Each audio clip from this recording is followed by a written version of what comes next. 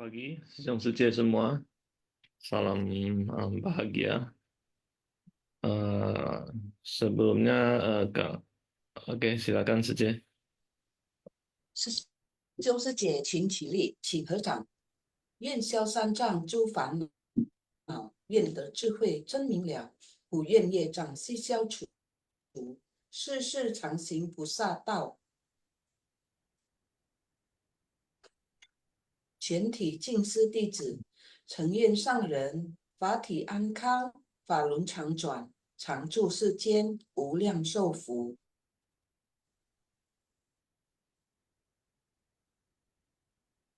向佛菩萨及上人行三问讯礼，问讯，再问讯，三问讯。弥陀佛，兄师姐，请坐。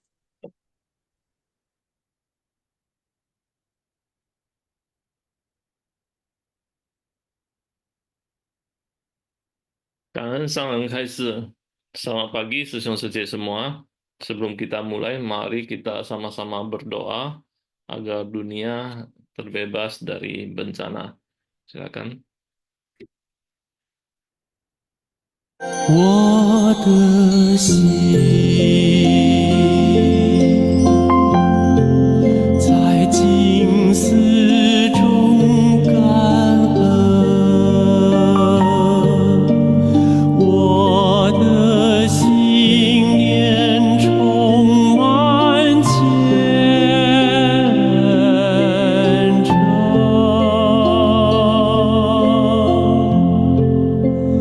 大家一起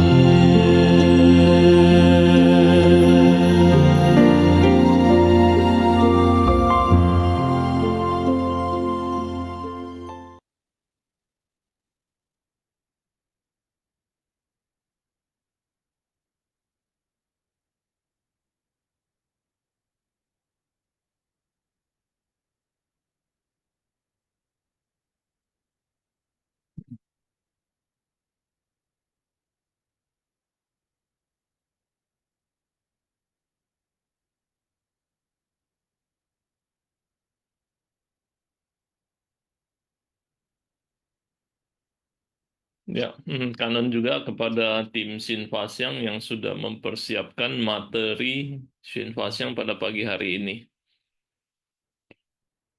Saya akan bacakan intisari bab 17, pembeda jasa kebajikan. Episode 1603, menegakkan sutra dan menjalankan praktik dari kebijaksanaan. Kebajikan adalah paling unggul.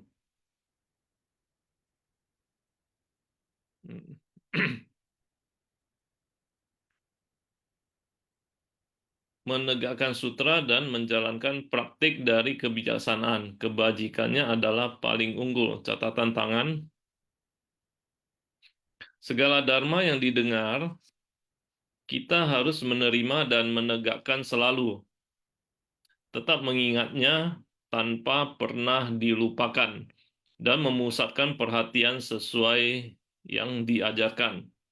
Kita harus menjalankan praktik berdana dengan hati penuh keikhlasan dan berkelanjutan. Jika dapat menegakkan ajaran sila, jasmani dan batin akan murni. Harus bersikap sabar, berwajah menyenangkan, lembut dan ramah, dapat berlipat kali memecut diri agar lebih giat dan tekun mencari tanpa kenal henti. Harus melakukan perenungan dan melatih meditasi, berpikir secara hening dan membebaskan diri dari kejahatan.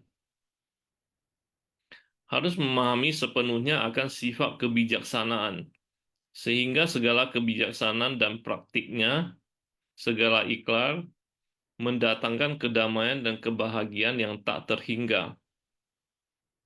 Next.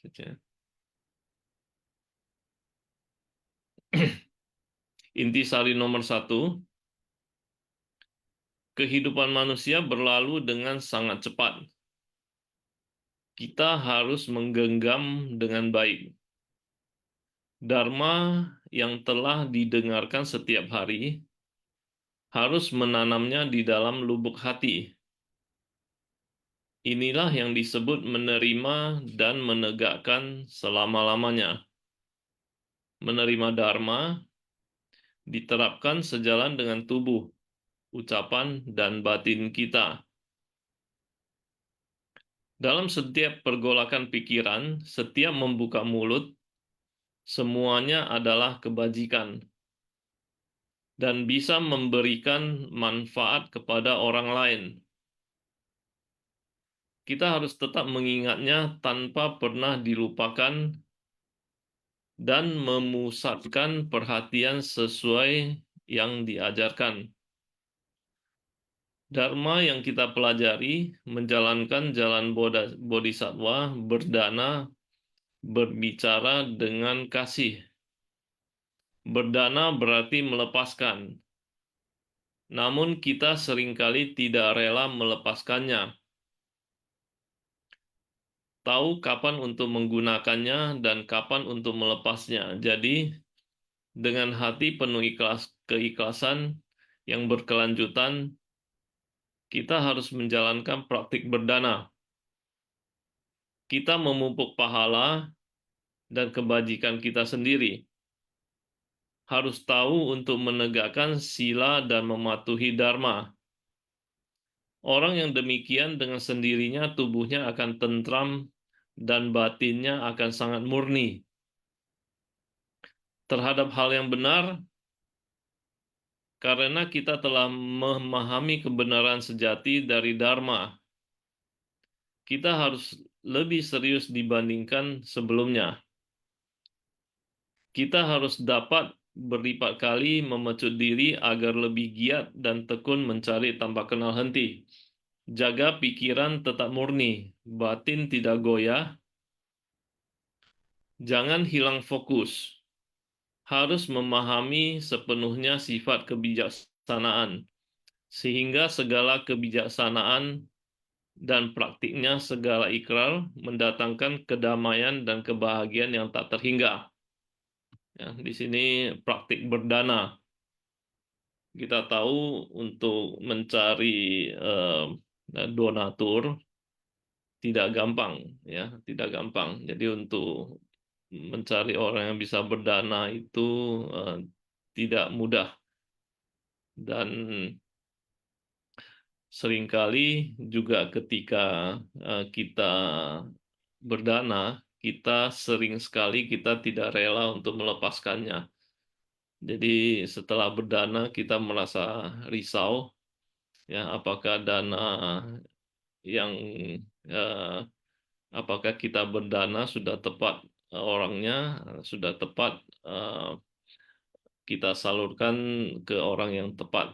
Jadi seringkali kita merasa risau.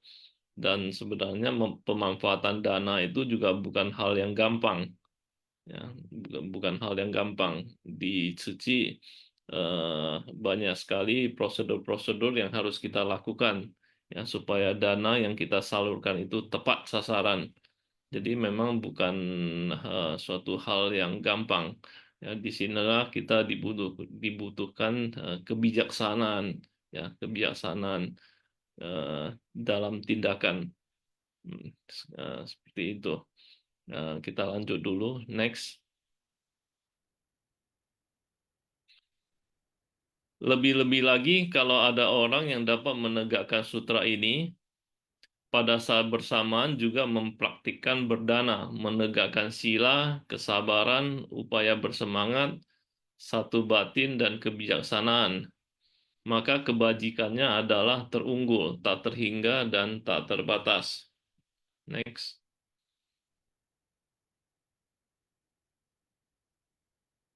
Intisari nomor 2. Praktik dari kebijaksanaan adalah mempraktikkan dan menegakkan segala dharma bajik, dimulai dari menerapkannya dalam tindakan nyata, bukan hanya duduk bersamadi, bukan hanya bersumbangsi, tetapi kita harus menggunakan kebijaksanaan. Apa yang harus kita sumbangkan? Kita sendiri harus merenungkan dengan sungguh-sungguh. Bersumbangsi bukan demi untuk mendapatkan jasa kebajikan, tetapi harus mempertimbangkan apakah boleh melakukan. Apa yang kita lakukan, apakah memberi manfaat kepada orang lain? Bukan dengan cara bersembahyang, membangun wihara, sehingga dengan demikian akan mendapatkan jasa pahala. Bukan demikian, melainkan pada saat ketika orang sangat membutuhkan, ya, sangat mendesak. Adakah Anda berbuat sesuatu? Kebijaksanaan ibarat mata yang dapat melihat jelas pada arah. Praktik ibarat sepasang kaki dari berkah dan kebijaksanaan, kekuatan semangat mencapai tanah penuh kesejukan. Jadi di sini dikatakan memang untuk kita bersembahyang saja, ya, itu tidak cukup, ya, membangun wihara saja itu tidak cukup, ya, apalagi kalau kita melakukannya eh, demi mendapatkan jasa pahala. Ya, kita bersembahyang, membangun wihara hanya untuk mendapatkan jasa pahala. Harus saya akui bahwa dulu cara berpikir saya juga seperti itu. Ya, setiap kali ke wihara, ya, sembahyang, kita selalu menuntut sesuatu gitu. Ada maunya lah seperti itu. Jadi em, ya, tidak seperti itu, ya, sesungguhnya.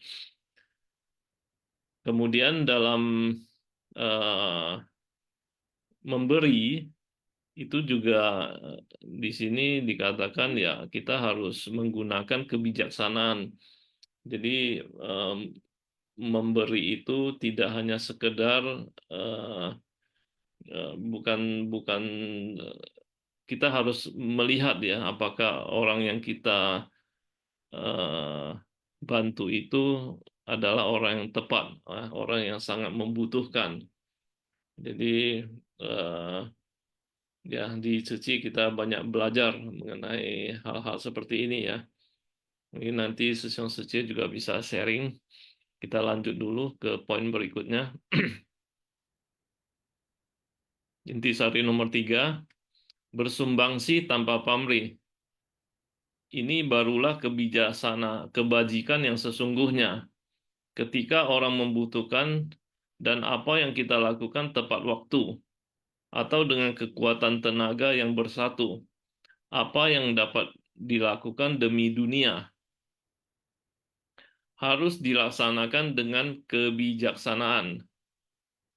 Jadi dimulai dari menerapkannya dalam tindakan nyata, inilah praktik dari kebijaksanaan. Dimulai dari diri kita sendiri yang melakukannya. Kebijaksanaan ibarat mata yang dapat melihat jelas pada arah. Bagaikan mata kita sangat terang, ingin berjalan kemana, saya jelas memahami arah. Praktik ibarat sepasang kaki dari berkah dan kebijaksanaan. Saya ingin menciptakan berkah. Saya harus memupuk kebijaksanaan. Menciptakan berkah adalah bersumbangsi. Kebijaksanaan adalah diri kita sendiri harus berusaha keras. Kekuatan giat bersemangat ini adalah untuk mencapai tempat yang sejuk, agar tubuh dan batin kita dapat nyaman dan leluasa. Ini menjelaskan kalau praktisi secara bersamaan mempraktikkan 6 paramita untuk memberi manfaat bagi diri sendiri dan segera memperoleh kemahatauan. Orang ini menegakkan sutra dengan benar, juga mempraktikkan 6 paramita, namun belum lengkap semuanya. Makanya disebut secara bersamaan mempraktikkan. Next. Intisari nomor 4, kita sendiri berdana menjaga sila, kesabaran, upaya bersemangat. Kita sendiri memiliki cara untuk melaksanakannya. Benar-benar mempraktikkan dalam tindakan nyata. Semua orang bersatu hati menggabungkan kekuatan, melakukan hal yang benar, semakin terbuka dan luas. Kekuatannya akan semakin besar. Inilah yang dinamakan praktik bodhisatwa. Inilah aktivitas batin bodhisatwa. Batin bodhisatwa bertoleransi sebesar alam semesta raya. Praktik bodhisatwa telah tersebar di seluruh alam semesta dan ada di mana-mana. Orang-orang bersumbangsi dengan benar, menjalin jodoh kebaikan. Ini adalah praktik dari kebijaksanaan. Ini menjelaskan kalau para praktisi secara bersamaan mempraktikkan 6 paramita untuk memberi manfaat bagi diri sendiri dan segera memperoleh kemahatauan. Lebih-lebih lagi kalau ada orang yang dapat menegakkan sutra ini. Pada saat bersamaan juga mempraktikkan berdana, menegakkan sila, kesabaran, upaya bersemangat, satu batin, dan kebijaksanaan. Lebih-lebih lagi kalau dapat menegakkan sutra ini pada saat bersamaan juga mempraktikkan 6 paramita. Satu batin adalah dhyana, kebijaksanaan adalah prasna. Next. Intisari nomor 4. Intisari nomor 5, sorry. Konsep pemikiran dari jalan dan prinsip. Ketika mendengar dan belajar bagaimana orang membacakan dan melafalkan sutra. Namun apabila mata batin tidak terbuka, maka sama sekali tidak punya konsep dari prinsip kebenaran. Karena itu batin selaras kemanapun pergi, namun apabila dikaburkan oleh nama dan rupa, maka sepatah prinsip kebenaran tidak akan tahu. Maka kebajikannya adalah terunggul, tak terhingga dan tak terbatas. Jasa kebajikan yang diperoleh adalah tiada terkira. Bukan hanya seharian melafalkan sutra, tetapi tidak memahami makna prinsip kebenaran ini. Tidak memahami fenomena dunia. Hanya seharian di sana melafalkan sutra, seharian duduk bermeditasi di sana, tidak memikirkan penderitaan dunia, tidak tahu kehidupan tidak kekal, demikian juga tidak ada prinsip kebenaran. Sehingga kita harus melatih diri, giat bersemangat. Pada saat bersamaan, keberkahan dan kebijaksanaan juga dipraktekkan. Jika bisa demikian, maka pahala kebajikan tiada terhingga. Jangan hanya berdiam. Ya, kita harus sama-sama mempraktekkan. Sehingga ke dalam melatih konsep dari prinsip kebenaran, keluar mencari bantuan dari fenomena dunia. Jadi ini dua-duanya harus seimbang. Jadi melatih diri dan mempraktekkan. Nah, intinya seperti itu. Next. Intisari nomor 6. Di luar ada fenomena kehidupan menyatu dengan kita. Ini disebut masalah.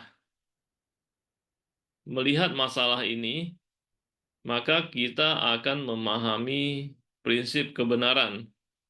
Kehidupan demikian terbalik, berpikiran kacau, sungguh menderita. Banyak sekali ketidakkekalan masalah di dunia ini.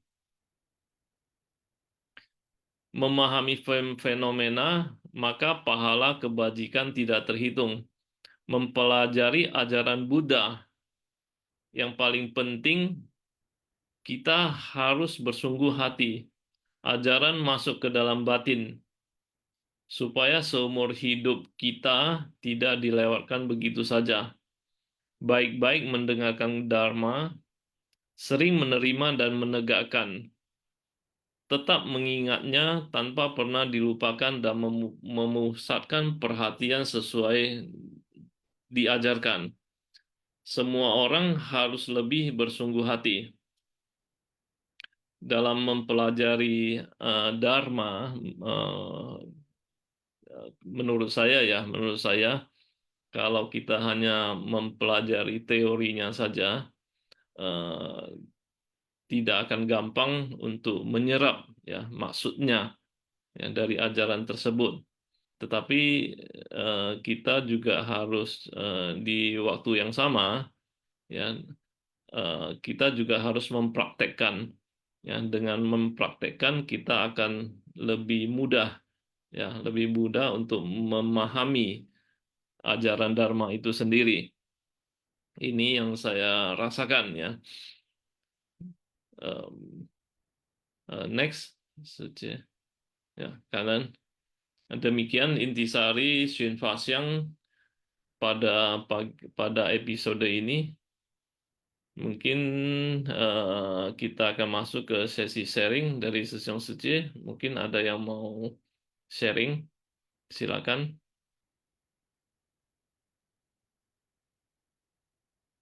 Ya, Vivi Liang Suci, selamat pagi. 感恩三等开师，感恩师兄师姐，感恩有江师兄。 menegakkan sutra dan menjalankan praktek dari kebijaksanaan. Kebajikannya adalah paling unggul. Jadi kita setelah mempraktekkan 5 paramita harus ditambah dengan satu yang paling penting, yaitu kebijaksanaan kita. Sehingga sempurnalah pencerahan kita dalam menjalani jalan bodhisattva ini. Dan naskah sutra. Lebih-lebih kalau ada orang yang dapat menegakkan sutra ini, pada saat bersamaan juga mempraktekkan berdana, menegakkan sila, kesabaran, upaya bersemangat, satu batin dengan kebijaksanaan. Sehingga kebajikannya itu adalah terunggul, terhingga, dan tak terbatas. Ada orang yang dapat menegakkan sutra ini, pada saat bersamaan juga mempraktekkan 6 paramita. Satu batin ini adalah dhyana. Kebijaksanaannya adalah prajna. Kedalam kita melatih konsep dari prinsip kebenaran, keluar kita mencari bantuan dari fenomena sehingga jasa kebajikan yang diperoleh adalah tiada terkira. Konsep pemikiran dari jalan dan prinsip ketika mendengar dan belajar bagaimana orang membaca dan melafalkan sutra, namun apabila mata batin tidak terbuka, sama sekali tidak punya konsep dari prinsip kebenaran, orang yang belajar meditasi dan hanya mengutamakan konsep dari prinsip kebenaran itu, karena itulah batin selaras kemanapun perginya.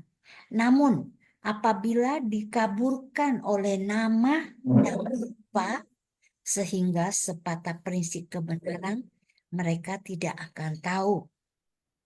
Jadi di sini dikatakan bahwa kita dalam memahami prinsip kebenaran, tetapi batin kita tidak bina, sehingga pemikiran, pandangan benar kita itu tidak ada, sehingga mata batin pun tidak akan terbuka. Oleh sebab itu, kita harus belajar samadhi dan juga prajna, ya, kebijaksanaan dalam menapaki jalan bodhisattva ini. Dan yang juga yang paling penting, bersikap sabar, berwajah menyenangkan, lembut dan ramah. Inilah yang bisa membuat kita giat, bersemangat dalam melatih diri ini. Cảm ơn sư兄sư姐. Karena sejak Vivian atas sharingnya, jadi memang kita harus terus-menerus berlatih yang namanya kebijaksanaan. Memang intinya adalah kita terus-menerus melatih diri ya tanpa henti. Selanjutnya ada Sece Gunawati. Selamat pagi, Sece. Selamat pagi, Jokyan Sesiung, Pagi, Ce. An Eun, Stangren Kaise. Selamat pagi, Sesiung Secemen ya. Salam sehat untuk kita semua.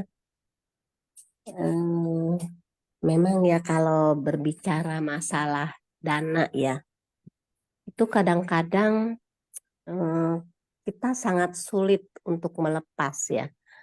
Seperti tadi di ceramah master ya, orang memiliki banyak uang ya di bank ya. Tapi karena pola pikir, kemelekatan, dia masih belum bisa melepas ya. Itulah jadi ya sulit ya. Makanya kenapa kita harus mempraktekkan 6 paramita dan ribuan prakteknya ya, yaitulah yang betul-betul diutamakan. Yang pertama itu adalah dana ya.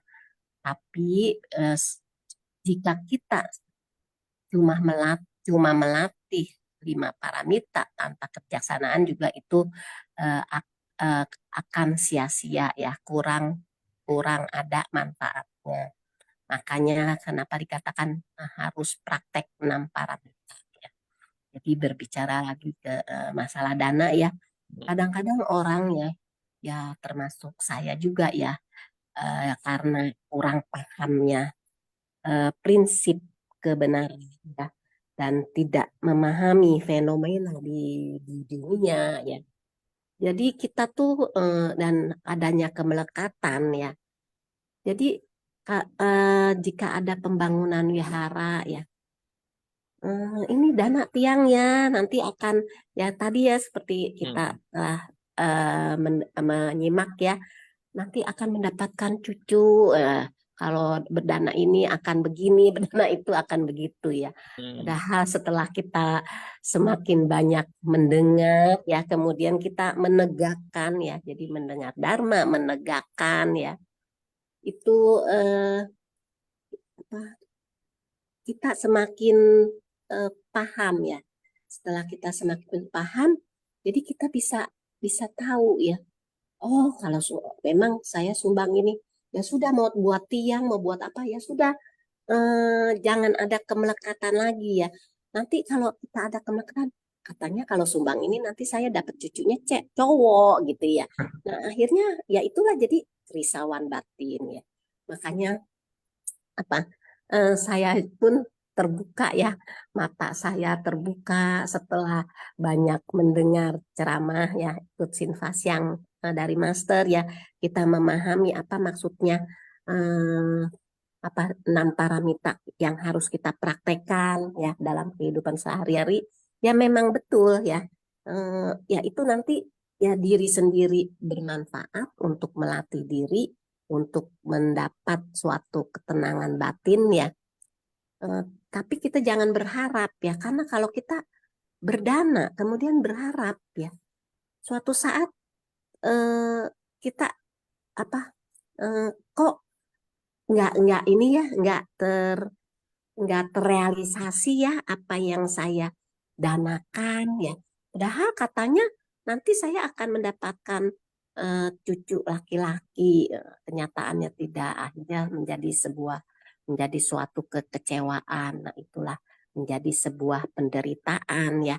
Makanya benar-benar ya di dalam melatih diri ini ya, kita eh, kita harus mengetahui, kita harus memahami fenomena dunia ya. Kemudian kita juga tahu prinsip kebenaran tuh seperti apa. Jadi pada saat kita mempraktekkan dana ya, kemudian sila, eh, kesabaran ya, semangat ya tanpa bermalas-malas, meditasi, fokus meditasi ya. Nah, yang dimaksud meditasi juga bukan setiap hari duduk baca sutra, melafalkan ya. Bukan seperti itu ya yang dimaksud Master ya. Tapi kita memang betul-betul harus ada realita, harus ada tindakan nyata ya. Jangan sekedar wah rajin bener nih. Kadang-kadang orang kamu rajin ya meditasi ya. Oh, iya, karena saya ada penyakit katanya. Jadi semoga katanya dengan meditasi ini apa, penyakit fisik ya, bukan penyakit batin, bisa itu ya, bisa menjadi sirna, bisa menjadi tidak ada ya, bisa menjadi lenyap ya. Ya itulah kadang-kadang kita harus selalu tersadarkan kenapa 5 paramita itu ya, eh, jangan jangan jangan hanya 5 paramita yang kita praktekkan ya, yang paramita yang kelima itu adalah fokus ya meditasi, tapi dalam pengertian meditasi yang sebenarnya kita itu harus selalu fokus ya dalam hal apapun ya, kita ya memang harus selalu sadar gitu. Misalnya pada saat ini kita sedang mendengar ya, sedang mendengar. Kemudian kita selalu mau berusaha memahaminya ya, karena kita kan ingin mempraktekannya dengan tindakan nyata. Kita kan ingin batin kita ini benar nggak sih saya mengikuti Sinfas yang ada manfaatnya. Kalau misalnya nggak ada manfaatnya sangat disayangkan ya. Kalau ada manfaatnya kan batin kita ini menjadi lebih tenang ya, menghadapi segala masalah, segala apa, segala masalah baik itu besar atau kecil, kita juga menghadapinya dengan nggak panik gitu ya, dengan ya biasa-biasa saja. Oh sudahlah, memang ini mungkin eh, karma buruk saya sedang berbuah ya. Jadi kita bisa menerima dengan lapang dada ya. Memang ucapan itu paling gampang, tapi ya memang harus belajar ya, karena kita melatih diri ini harus belajar mempraktekannya ya. Kalau kita tidak mau belajar ya, tidak mau berubah, tidak mau mempraktekannya ya, ya sulit akhirnya ya menderita ya kita sendiri ya. Karena kan kita melatih diri ini untuk diri kita, kemudian kita bisa menjadi contoh orang lain dan bisa menyebar gitu ya dengan sifat-sifat keluhuran kita yang melatih ya. Orang bisa melihat, oh iya ternyata melatih diri ini banyak manfaatnya ya. Saya mau ikutlah, sering-sering ikut karena banyak perubahan yang dialami dari diri seseorang ya. Jadi dari diri masing-masing ya. Karena kalau bukan dari diri sendiri, ya itu kita bagaimana ya kita mau melatih ya. Jadi segala sesuatu dimulai dari diri sendiri ya. Pelatihan diri ya dari diri sendiri. Berdana kita mau belajar melepas ya dari diri sendiri ya. Cuma kita kan mengajak, cobalah bagaimana kita mengobati batin kita yang selalu risau setiap hari, ya kita melatih diri gitu, melatih diri sendiri masing-masing dulu dimulai ya. Ya jadi itu kadang-kadang orang duduk diam ya, fokus ya, itu wah saya tadi pada saat meditasi, wah saya mendapatkan sebuah sinar, oh tiba-tiba ada turun apa gitu ya. Ya itu sepertinya ya ilusi ya kalau menurut saya ya. Jadi yang dimaksud kita kalau menurut pemahaman saya ya, setiap hari ya, saya juga pernah bertanya kepada biksu, kepada Ayah Santini. Saya bilang saya nggak pernah meditasi, saya bilang karena saya begitu melek mata, tarik-tarik napas, saya menginjakan kaki saya ke bumi, saya langsung tubruk pekerjaan, tapi pekerjaan saya ya mungkin memasak air karena saya mau minum air panas ya. Itu pun fokus ya. Jadi tuang air ke panci ya. Kemudian dilihat sudah mendidih belum ya. Itu kan kita dalam keadaan tersadarkan. Jadi pikiran kita nggak ada. Saya kemarin sakit hati nih sama dia. Aduh saya kemarin benci nih sama dia. Jadi kita tuh nggak ada kekotoran batin, nggak ada kerisauan-kerisauan, nggak ada tiga racun yang selalu menghantui di hati dan pikiran kita ya, karena kita selalu berusaha ya untuk menjadi orang yang selalu sadar ya. Nah jadi menurut Ayah Santini itu juga Ibu Gunawati sudah meditasi namanya, dia bilang gitu. Ya memang setelah kita pahami ya yang namanya meditasi, yang namanya konsentrasi, itu kita selalu fokus ya kepada saya sedang masak air ya, saya mau minum teh atau mau minum kopi, airnya dimasak, kita lihat ya, kita eh, kita cek lagi apakah airnya itu sudah mendidih, sudah siap kita masukkan ke dalam gelas atau ke dalam termos ya. Itu juga konsentrasi, meditasi ya. Itu juga perlu dilatih ya. Tapi kebanyakan orang aduh katanya, saya sih nggak sabaran deh nggak kerja kayak kamu lelet. Apa-apa dikerjain satu. Kalau saya katanya 1 jam semuanya udah beres gitu.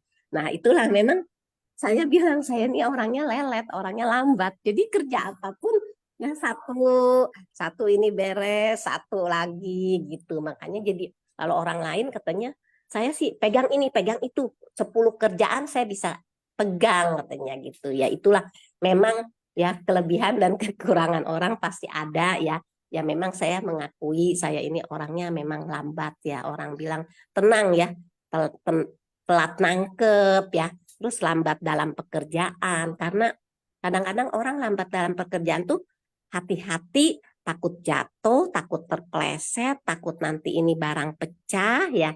Ya itu ya, jadi ada juga orang yang cepat tapi selamat gitu. Kalau saya kan prinsipnya biar lambat asal selamat. Nah ada orang bilang wah itu ketinggalan zaman kalau punya prinsip pandangan hidup seperti itu ya. Cepet tapi selamat ya. Ya kita harapkan sih ya cepet selamat ya semua bisa terselesaikan, pikiran kita juga bisa fokus ya itu yang sangat diharapkan ya. Ya itulah jadi memang sangat beruntung ya kita berada di jalan seci ya yang bisa melatih diri ya diri kita yang mempunyai tabiat-tabiat buruk ya kita mau selalu merubahnya. Oh dulu saya seperti ini, sekarang saya harus bisa berubah. Ya banyak tabiat-tabiat buruk yang saya alami ya dalam diri saya sendiri ya kita harus mau dan selalu berusaha untuk mau berubah untuk menjadi orang yang bisa diteladani orang lain ya itu saja ya Jokyan Sesyung Ya, yang bisa saya sampaikan ya Kanen Jokyan Sesyung Kanen kanan Sesyung Sece Sujemen. Gunawati, kanan kanan. Jadi melatih diri untuk melepas ini menurut saya bukan hal yang gampang ya. Karena sadar atau tidak sadar, sebenarnya sejak kecil kita sudah dilatih untuk melakukan sesuatu dengan imbal balik. Dalam beberapa kesempatan saya pernah ngobrol dengan anak-anak dari Cinzupan. Dia bilang pernah nggak membantu seseorang gitu, dan mereka bilang Xiao Pusa, dia bilang mereka sering membantu teman-temannya di sekolah. Tuh, seperti misalnya ada yang lupa bawa pensil, ya dia pinjamin, ada lupa bawa penghapus dan segala macam. Terus saya bertanya, kira-kira apa yang mereka harapkan dengan memberi bantuan itu. Dan mereka selalu bilang, eh, saya berharap suatu saat nanti kalau misalnya saya yang lupa bawa pensil, saya akan dipinjamin mereka juga. Nanti saya bertanya lagi, seandainya Anda sudah pinjamkan kepada mereka dan pada satu kesempatan mereka tidak meminjamkan kepada Anda, bagaimana perasaan Anda? Ya, tentu saja mereka akan merasa kecewa gitu. Jadi memang eh, prinsip melepas ini sebenarnya kita ya harus latih ya, mulai dari anak-anak kita sebenarnya. Tapi melepas dalam arti tepat sasaran ya, bukan asal melepas. Ya, jadi ya kembali lagi di sini dibutuhkan kebijaksanaan seperti itu. Makanya kita lihat dalam setiap kesempatan Master tidak henti-hentinya ya mengingat mengingatkan kita mengenai prinsip tanpa pamrih dengan kebijaksanaan seperti itu. Oke, kanan Suci Gunawati atas sharingnya. Next, Sesyong Johannes, selamat pagi. Kok lemes Yung habis antar Bante ya dari bandara kemarin ya. Ya, it's okay, it's okay. Berkaya kuat Sesiong. Jadi aku mau mengaitkan tentang antar Bante ke apa antar jemput Bante apa ya kalau nganter itu kan berarti kita bawa Bante ke bandara ini jemput ya Menyambut, menyambut. nyambut oke lah ya karena kita nggak nganter kita nyambut atau penyambung lidah atau apa ya bahasanya ya menyambut lah ya biar supaya bisa masuk ke negara Indonesia lah ya karena Bante asing ya ya kita ngomongnya penyambutan lah ya atau ya karena kan yang jemput kan supirnya oke jadi begini ya saya akan cerita tentang definisi menegakkan sutra dengan versi yang mungkin sedikit lebih bijak kalau ada lebih bijak silakan di komen ya sebelumnya Kandan Sang Kaisa dan Kandan Sesong Sejemen yang ada di sini jadi gini kemarin itu saya dapat ladang berkah untuk mendampingi lah ya. Saya sebenarnya mendampingi urusan dokumen masuk lah ya. Mendampingi urusan dokumen masuk dan bawa bagasi deh. Ya, dampingi sampai keluar bandara lalu masuk ke airport. Dan menariknya itu penerbangannya dari Uganda. Uganda, di mana kita nggak akan tahu ya siapa bantai-bantainya ya. Nah, pas itu saya dapat itu shift-nya Uganda. Nah, menariknya shift Uganda ini saya tebak ini. Pasti Bante itu. Dan ternyata benar. Bante Pudana. Apa ya dari Uganda itu ya? Buka contekan dulu ya. Bante Uganda itu siapa ya? Yang kemarin 2023 ada pernah main ke Ceci. Budara kita dari Uganda. Bante Budara kita dari Uganda. Dan tebakan saya benar. Saya diminta untuk membantu Bante Uganda dalam hal urusan visa on arrival beserta bagasi, kebetulan nggak ada bagasi, dan juga apalah ya, tapi dibantu oleh protokol bandara ya, dibantu oleh petugas bandara tentunya. Saya bantu nemenin, ngurus apa kayak gitu. Kebetulan nggak ada bagasi ya, tapi prediksi saya tepat, Bante Budara kita, di mana beliau pernah ke Ceci di 12 Desember 2023, dan saya tanya beliau secara langsung, pernah ketemu master nggak, pernah main ke wallet nggak, jawabannya sangat lantang. Ini Yes, bahasa Inggris ya, Susyong ya? betul sekali, ngomongnya pakai bahasa Inggris. Oke. Coba kalau penjemputannya dari China, dari Taiwan, dah lah, Jokin Sesiong lah. Harus Jokin Sesiong. Gue udah nyerah. Kalau Australia, walaupun Mahayana, ya masih bisa bahasa Inggris. Tapi kalau dari China sama Taiwan, dah lah, Jokin Sesiong lah, please. Yang nemenin. Saya, saya angkat tangan. Ya, Bante Uganda ngomong dalam bahasa Inggris, ya udah, ya gimana lah ya. Saya cukup happy lah ya kemarin itu. Nah, pas di balik happy itu ya, saya tadi pagi itu dapat renungan juga soal menegakkan sutra. Di mana kan Bante Uganda ini yang udah tak kita ya, pernah berinteraksi dengan master kita. Di mana ya saya sempat mereview ya, eh, kalau aku bilang mereview atau apa ya, nggak boleh membandingkan ya. Jadi saya bilang mereview lah ya, mereview perbedaan, tapi ya apa ya bahasanya, membandingkan boleh, tapi jangan mendewakan. Membandingkan boleh, tapi jangan menomorsatukan atau meremehkan yang lain, tuh nggak boleh ya. Oke, saya nggak berkata membandingkan. Nah, di mana master kita dan Bhiksuni Chingse itu, saya bilang tuh tradisinya itu memang dalam aliran Mahayana itu sangat unik sekali. Salah satu keunikannya itu adalah tidak ada namanya perayaan Katina, walaupun juga tadi master juga singgung-singgung tentang tempat kebutuhan sangha itu ngarangnya ke Katina. Ya, sehingga yang beliau menghapus dan beliau memilih untuk ya berbisnis ya, berbisnis apa ya, jualan cingse produk, jualan kaos, jualan apa lagi, makanan-makanan, nah, jualan buku, nah di mana istilahnya semua udah pada tahu ya, kalau kasih sumbangan otomatis teralihkan ke dana amal, tapi kalau misalkan membeli produknya ambil keuntungan, mereka beliau-beliau ambil makan dari keuntungan di situ. Seperti itu ya, semua udah pada tahu ya. Kayak gitu ya. Nah, saya sempat tadi pagi kebayangkan ya, menerawang ya, ini jangan ditiru ya. Bante Uganda datang ke Hualien, ke Gereja Cingse. Menariknya ya, pasti mereka pasti jaga jalinan jodoh lah ya. Walaupun sesama Bante, walaupun beda aliran, yang satu Theravada, yang satu Mahayana. Mereka itu tidak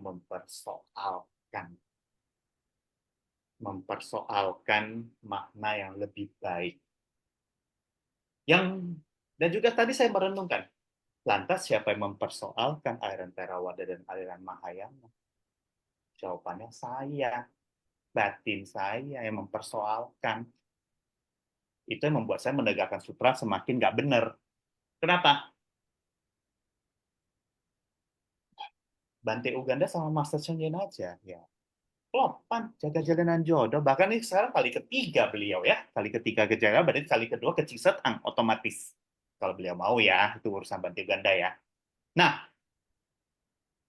mereka mungkin ya, kalau saya terawang ya, pasti membicarakan, wah, Ceci ngapain gini gini gini gini gini gini. Baru Bante Uganda ngapa-ngapain, pasti bertukar ilmu itu kalau menurut saya. Menurut saya seperti itu. Tapi kita lah umat ya terlalu mengunggulkan, tapi kalau mengunggulkan tapi menjelekkan yang lain. Nah, jadi yang mau saya tekankan ya, yang mau saya tekankan itu adalah ya oke lah kalau misalkan merasa cocok dengan sesi, merasa cocok dengan master, ya monggo dipersilahkan. Memang sih unik ya, caranya itu adalah bermasyarakat itu adalah cara yang paling tepat. Tapi kita tidak ada hak untuk merendahkan aliran lain seperti itu kira-kira. Kalau misalkan saya punya bawa pikiran merendahkan aliran lain, apa akibatnya? Saya nunggu di bandara udah berjam-jam panas-panas, nggak boleh masuk kayak gitu, dibatasi oleh protokol, sia-sia dong karma baiknya. Kayak gitu kira-kira. Itu yang pertama. Yang kedua, saya nggak ada kapasitas. Saya nggak ada kapasitas seperti itu. Kenapa? Ya sekali lagi, kita cukup urus 10 sila aja diminta master urus 10 sila. Oke lah, nggak 10 sila, 5 sila aja deh.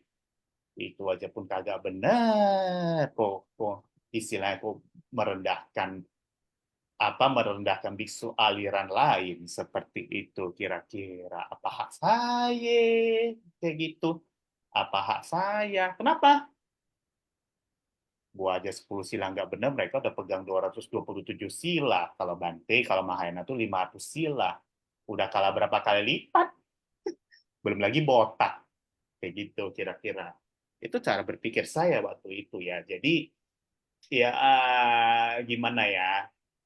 Kembali lagi dalam hal menegakkan sila seperti itu. Kalau misalkan kita mau fokus kepada master kita, maksudnya saya persilahkan, tapi jangan pernah merendahkan aliran lain. Kenapa? Karena Bante bisa saja master kita belajar dari situ, terinspirasi, motif seperti itu. Itu the first thing. The second thing soal meditation.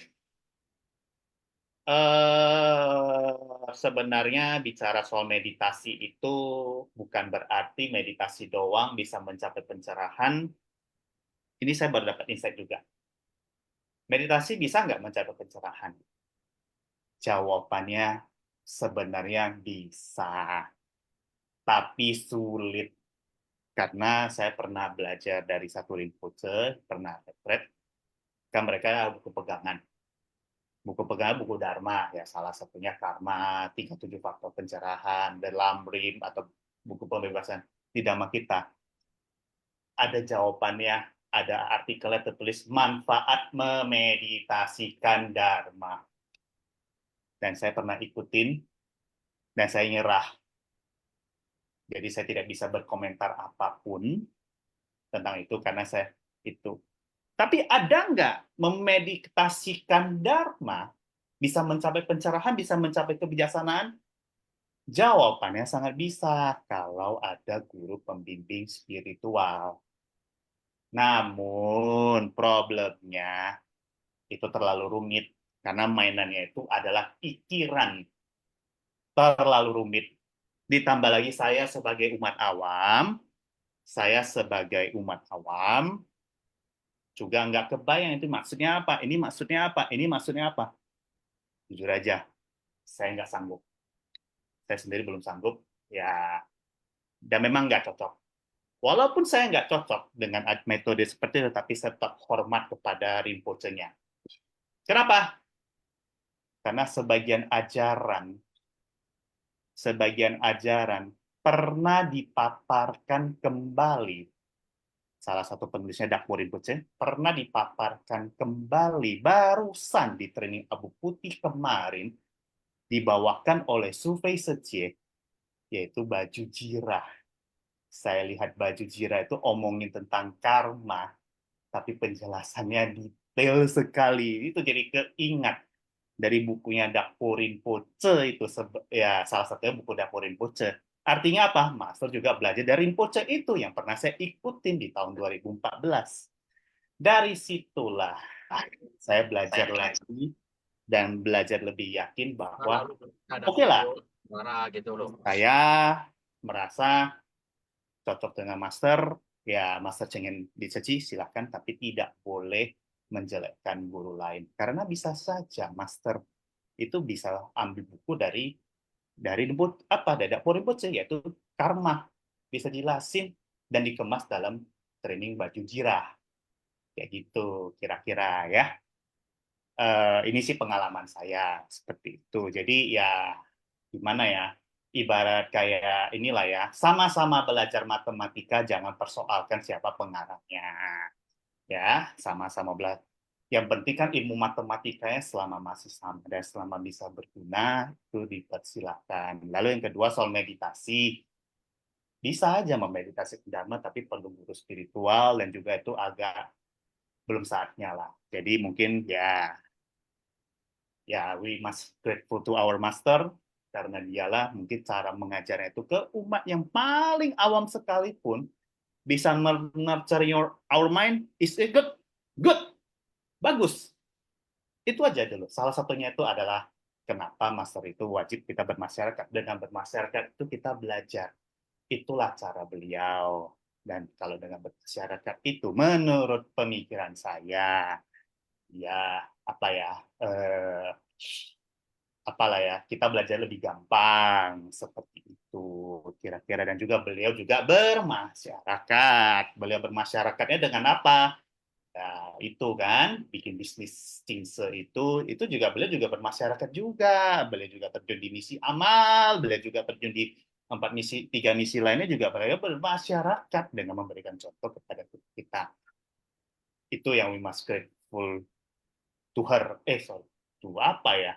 Kita harus berterima kasihlah kepada beliau seperti itu. Her-nya itu H gede ya, kata penghormatan dalam bahasa Inggris seperti itu kira-kira ya yang bisa saya sampaikan. Jadi intinya apa ya, cocok boleh tapi hormatilah guru lain layaknya guru sendiri.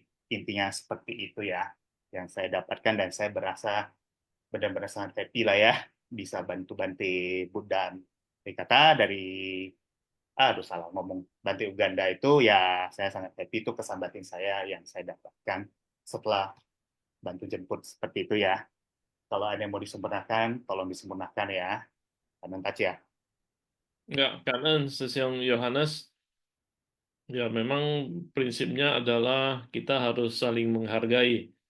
Ya, setiap aliran agama selama mengajarkan hal-hal yang baik, pada dasarnya adalah baik. Yang hanya cara beribadahnya saja yang berbeda. Ya, karena mungkin kita masuk ke kuis. Silakan, Cece. Seperti biasa, cara menjawab kuis. Jawaban diketik di chat room everyone. Format jawaban, nomor soal jawaban. Nomor 1. Mengapa dikatakan Dharma Buddha tidak terlepas dari Dharma duniawi? A. Dharma harus dipraktekkan. B. Dharma harus memberi manfaat kepada orang banyak.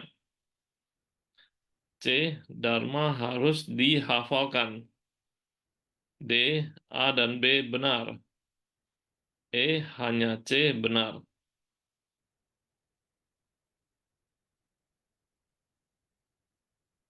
Close. Jawabnya adalah D. A dan B benar. Nomor 2. Bagaimana cara mengingat Dharma? A. Melafalkannya dengan mulut. B. Memasukkan ke dalam batin. C. Menyalin tanpa henti. D. Merenungkannya. E. Memasukkan ke dalam doa.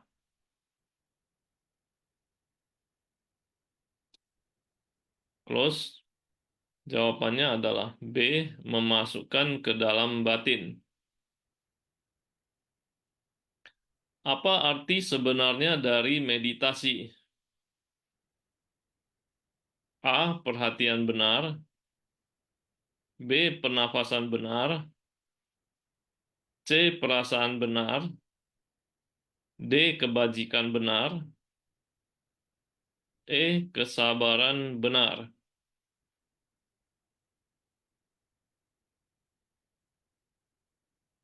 Close. Jawabannya adalah A. Perhatian benar. Nomor 4. persembahan tidak berwujud apa yang dikatakan Buddha? A. Persembahan doa. B. Persembahan minuman. C. Persembahan dharma. D. Persembahan pakaian. E. Persembahan makanan.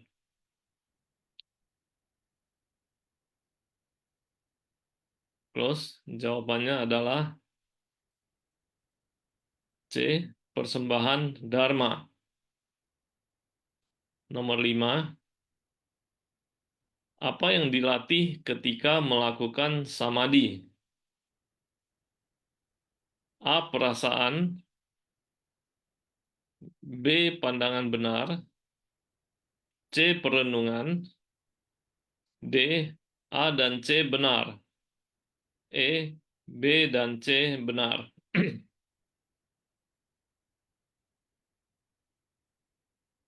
Close. Jawabannya adalah E. B dan C benar. Kuis nomor 6. Apa yang harus digunakan dalam mempraktikkan Dharma Bajik? A. Kecerdasan. B. Kebijaksanaan. C. Perasaan. D. Keheningan. E. Keramahan.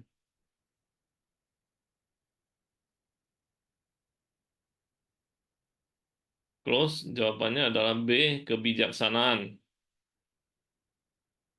Ya, kanan. Sambil menunggu pemenang kuis dari Sesiong Sece, apakah ada yang mau sharing? Ya, Sesiong Yohanes. Oke, saya agak Ya, tertarik sama soal nomor 2 ini ya. dari kuis ini. Soal nomor 2 dari kuis ini yaitu memeditasikan, merenungkan, apalagi ya, ataupun menyalin seperti itu ya. Sebentar ya, saya coba buka dulu ya kuis soal nomor 2 ya. Nah, mana ya? Aduh, ya, ya, mohon bantuannya ya untuk kuis soal nomor 2. Mungkin ini ya saya apa ya? Saya mungkin mau sharingkan sebentar ya. Saya belum download juga kuis nomor 2. Oke.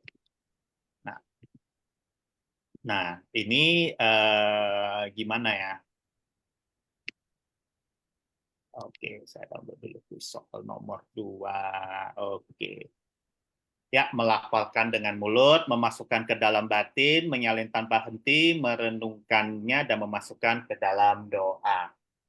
Ya, sebenarnya kalau dari jawaban A, C, D, E, itu hanyalah salah satu metode terampil. Ya, ikut yakin, bisa nggak itu?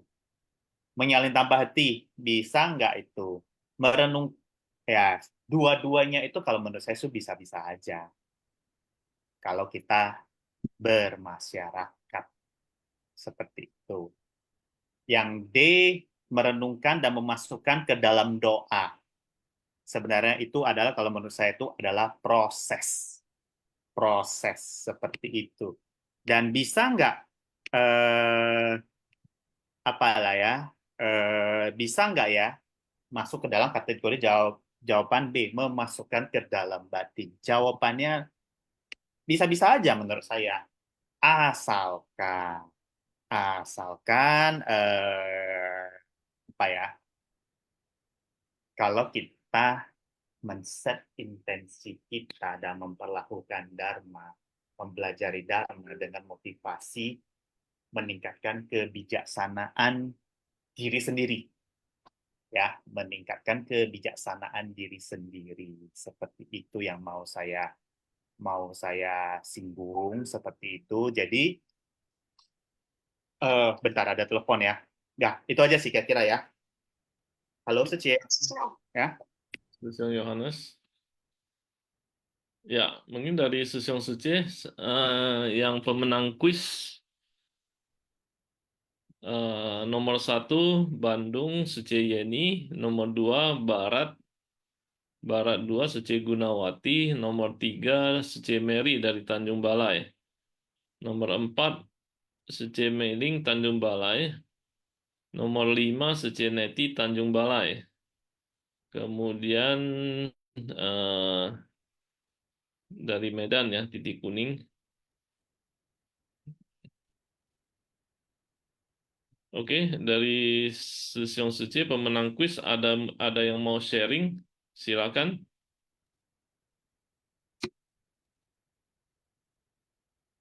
Kalau belum ada, tadi ada Sesiong Madiono dari Barat mau sharing, silakan Sesiong. Ya, baik, Seong Jokian ya atas Ah, waktu yang diberikan. Apa suara saya sudah kedengaran ya? Mudah-mudahan ini jelas hari ini ya. baik, Sesiong. Ya, terima kasih atas waktunya ini. Bagi semua, semen semuanya. Saya akan sharing ya, mungkin sedikit menanggapi apa yang disampaikan Sesong Jangga Wijaya ini. Luar biasa nih Sesong Jangga Wijaya nih. Aktif sekali dan sering menggelitik pikiran kita untuk berpikir eh, tentang berbagai hal ya, tentang ajaran dan sebagainya macam itu loh. Nah, hari ini udah Sesong Jangga Wijaya kan udah sharing tentang apa pengalaman menjemput pantai dan seterusnya.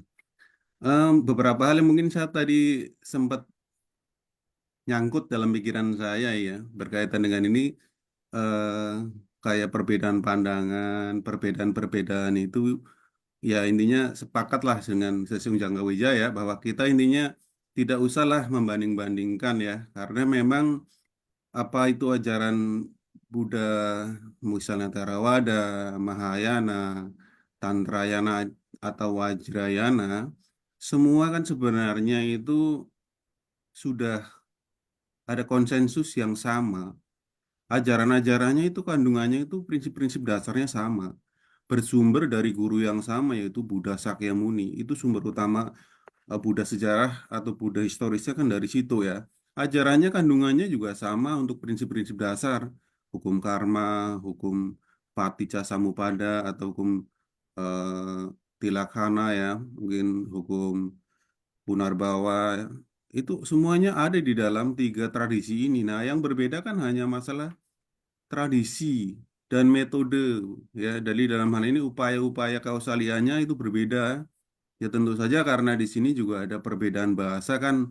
Karena memang kalau dari sejarah itu ada kisah-kisah lah yang menunjukkan bahwa kenapa itu bisa berbeda. Misalnya ya, di dalam sumbernya kan kita tahu semua ajaran Buddha bersumber dari eh, Buddha Gautama atau Buddha Sakyamuni di India.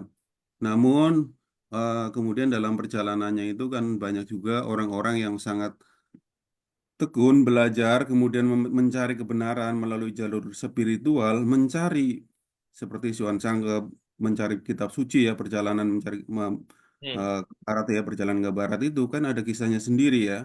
Dan itu memang Sang itu termasuk salah satu yang sangat berperan dalam penerjemahan kitab-kitab suci agama Buddha yang dibawa ke eh, Cina ya terutama ya di situ, dan ada Kumarajiwa juga menerjemahkan kitab-kitab itu. Sehingga dalam perkembangannya nanti juga kita banyak sekali memiliki kekayaan spiritual yang berasal dari guru-guru agung kita yang awal-awal eh, abad itu ya. Dalam hal ini ya kita anggap bahwa semua ini adalah upaya-upaya yang luar biasa dari para guru-guru agung kita yang ya hendaknya kita memang harus hargai juga sebagai eh, dalam hal ini untuk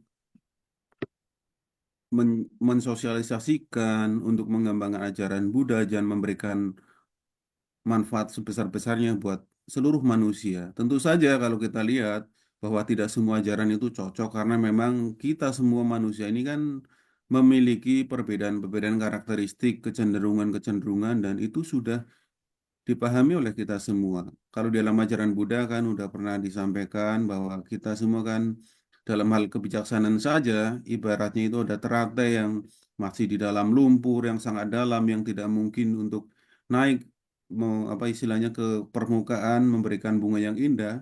Tetapi banyak juga teratai-teratai yang sudah berada di tengah perairan, kemudian ada juga yang muncul siap muncul ke permukaan memberikan bunga-bunga yang indah. Itu ibarat hal ini adalah termasuk spiritual kita juga seperti itu. Jadi ya tidak usahlah kita istilahnya apa membanding-bandingkan ataupun mempersoalkan perbedaan, apalagi hanya perbedaan tradisi. Silahkan pilih mana yang lebih cocok, mana yang cocok dengan diri kita pada prinsipnya, karena agama ataupun tradisi itu kan ya ageman ya. Ibaratnya sesuatu yang cocok, kalau di Jawa itu ada ageman itu yang dipakai, yang sesuai yang mana gitu loh. Ya tentu saja kalau kita sebagai umat Buddha tetap fokus utamanya adalah pada Guru Agung Buddha Gautama. Masalah nanti akan menemukan kebenaran di yang mana, ya kita sekali lagi silakan pelajari, silakan dalami masing-masing ya. Tentang membanding-bandingkan, sebenarnya di ajaran yang lebih terperinci ini dikatakan sebagai termasuk jenis kesombongan loh. Jadi saya sedikit mengulas sedikit ini apa yang disampaikan Sesung Jangka Wijaya. Jadi kalau di dalam agama Buddha ternyata kesombongan itu bukan mengunggulkan diri saja ya. Itu yang maksud kesombongan itu bukan seperti itu. Ternyata definisi kesombongan itu adalah membandingkan gitu. Jadi mana atau kesombongan yang kalau di dalam tradisi Theravada misalnya itu yang akan hilang ketika hanya sebagai arahat misalnya, itu akan hilang ketika menjadi arahat, itu ternyata definisinya adalah membanding-bandingkan. Membandingkan itu tidak selalu dengan yang lebih tinggi, lebih baik, lebih luar biasa, enggak. Ternyata membandingkan dengan yang lebih rendah itu juga termasuk definisi kesombongan gitu loh. Bahkan membandingkan hanya menyatakan, oh saya sama dengan mereka, saya sama dengan dia. Itu pun termasuk jenis kesombongan loh. Jadi dalam arti definisinya seperti itu. Jadi kata kunci ketika di dalam batin ada pikiran membanding-bandingkan, itu berarti dalam bentuk hal ini adalah eh, kesombongan. Kesombongan yang dimaksud adalah sombongan yang kita maksud sebagai mana atau kesombongan spiritual juga ini ya. Jadi kita mungkin sangat halus definisi dari kesombongan. Kalau yang sehari-hari kan kita tahu yang namanya sombong itu kadang merasa lebih tinggi dari yang lain, merasa lebih hebat dari yang lain. Itulah kesombongan dalam keseharian kita. Tetapi sebenarnya yang namanya kesombongan itu adalah ketika ada di dalam hati kita ada membandingkan bahkan dengan yang lebih rendah pun itu eh, merasa lebih rendah pun sama, itu kesombongan juga, merasa lebih rendah pun ya. Jadi kadang-kadang kita harus hati-hati dalam membina batin ini. Nah, itu tentang definisi kesombongan supaya saya sedikit mengulas lah tentang eh, apa yang dimaksud di dalam kesombongan di dalam ajaran Buddha ya, dalam hal ini makna kesombongan yang lebih mendalam. Nah, jadi pada prinsipnya sih saya hanya sepakat di sini bahwa eh, kita nggak usah lah mempersoalkan perbedaan-perbedaan apa Mahayana, Theravada ataupun yang Tantra yang silakan dijalankan masing-masing. Dan ketika memilih seci itu kan kita sudah berarti sudah menerima master sebagai guru dan saya pikir seci merupakan salah satu bukti nyata bahwa di seci itu bisa bersatu kok gitu loh. Saya pikir kita semua memiliki pandangan-pandangan berbeda dalam hal praktek ya, dalam hal praktek ajaran agama Buddha, bahkan ajaran agama yang lain, tapi nyatanya seci bisa menyatukan untuk kepentingan yang sama, yaitu untuk bersumbangsi terhadap banyak makhluk di seci. Bahkan ya agama berbeda pun bisa masuk, dari tradisi berbeda pun bisa masuk, dari etnis berbeda pun bisa masuk. Jadi kita bisa belajar di sini. Ternyata manusia itu memiliki banyak kemiripan-kemiripan dan sebenarnya kita kadang-kadang terkotak-kotak oleh hal-hal yang sifatnya tidak terlalu prinsip. Oleh karena itu saya pikir ya sekali lagi menekankan kembali bahwa hal yang prinsip ini harusnya kita pegang. Meskipun dalam praktek ya silahkan kecenderungan masing-masing. Kecenderungan masing-masing mau praktek yang mana.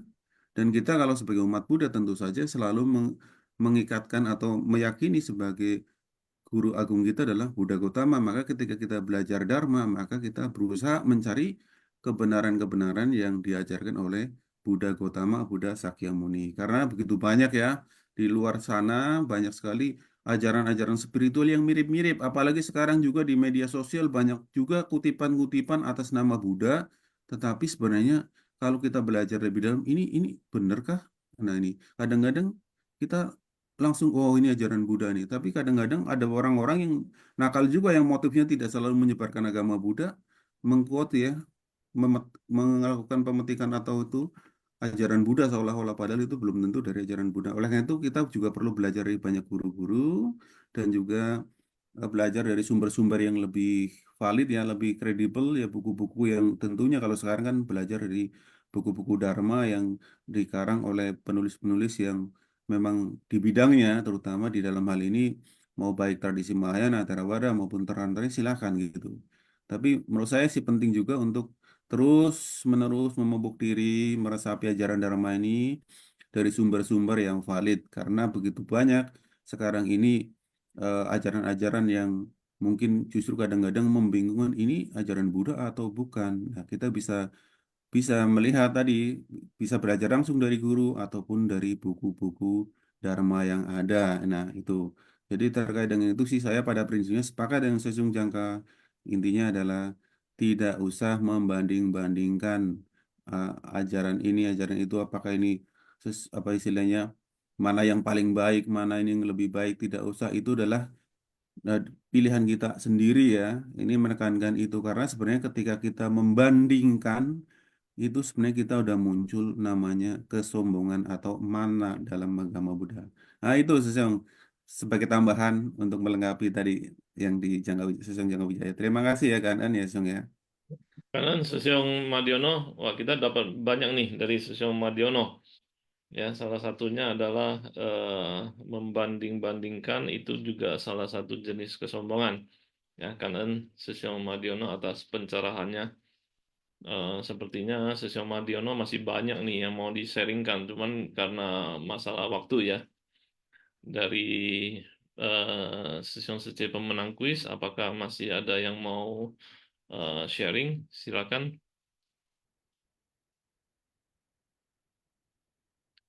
Ini dari Sece Aini Lijaya. Ini kita lihat nih langganan pemenang kuis nih. Barangkali ada mau sharing sedikit tips-tipsnya bagaimana bisa terus menjadi pemenang kuis. Oke, izin tidak sharing ya karena sejak ini. Oke, karena waktu juga kita harus akhiri Shinfa siang kita pada pagi hari ini. Sejak apakah ada kosakata?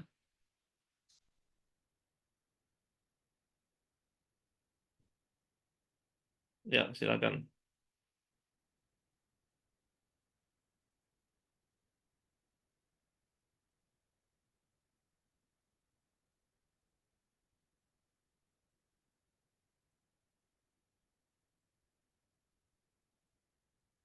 金丝妙莲华熏法香与会 Kosakata Shunfa Syang Bab 17 Pembedaan Jasa Kebajikan Episode 1603 Menegakkan sutra dan menjalankan praktik dari kebijaksanaan kebajikannya adalah paling unggul.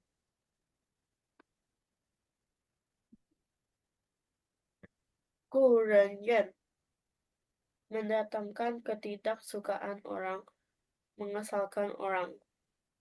Shen memusatkan perhatian, mengumpulkan pikiran. Kao Qian mengandalkan uang. Kao Qing mengandalkan hubungan persaudaraan. She hati penuh pengorbanan.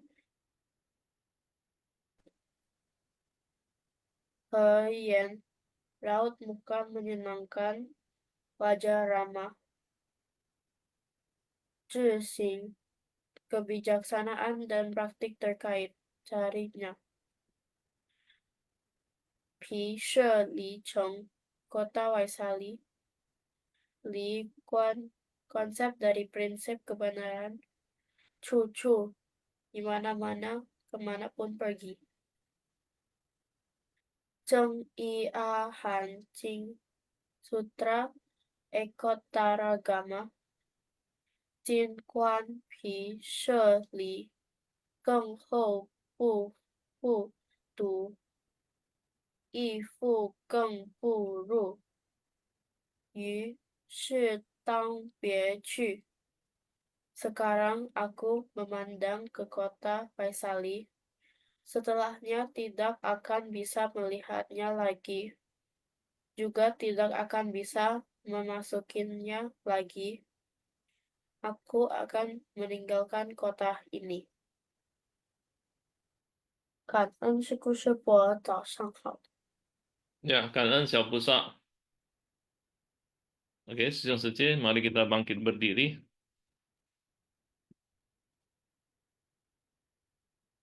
向佛菩萨及上人行三问讯礼。问讯，再问讯，三问讯。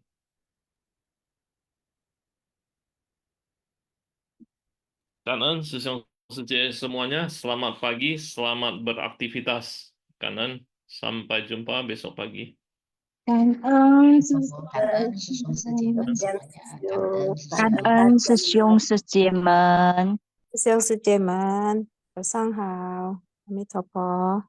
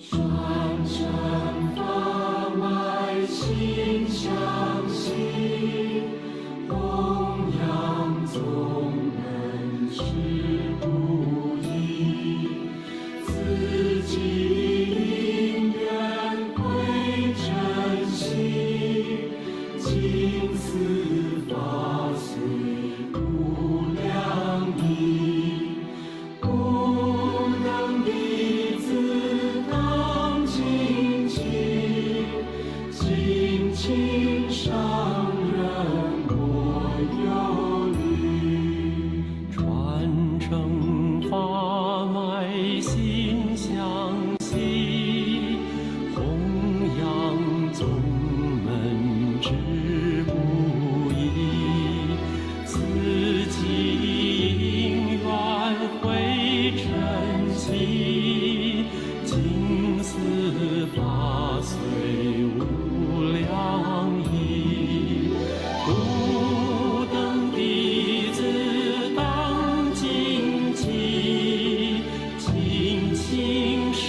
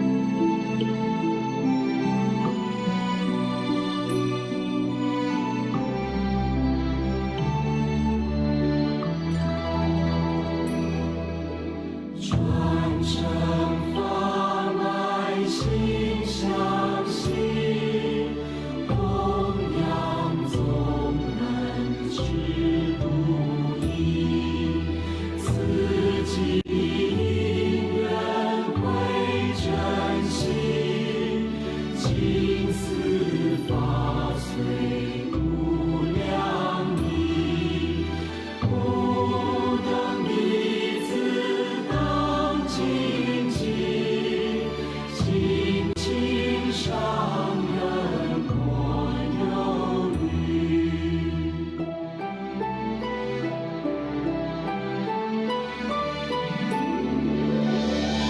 不等弟子当谨记，敬请上